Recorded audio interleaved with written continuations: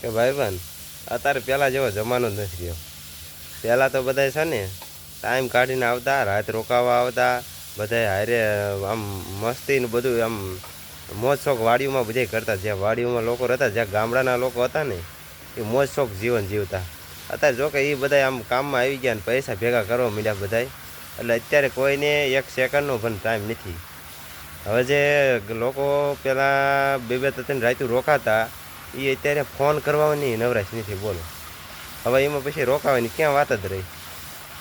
એટલે અત્યારે મિત્રો પૈસા કમાવાનો સમય છે, બધાય પૈસા કમાવામાં બેઠા છે. એટલે આપણે આવી જવી બધા, આપણે ટાઈમ છે અને બધા ભણે. એટલે અત્યારે આવું બધું હાલે છે. પહેલાં જેવું તો હવે કે જો કે જીવન જીવવાની હવે મજા ન આવે.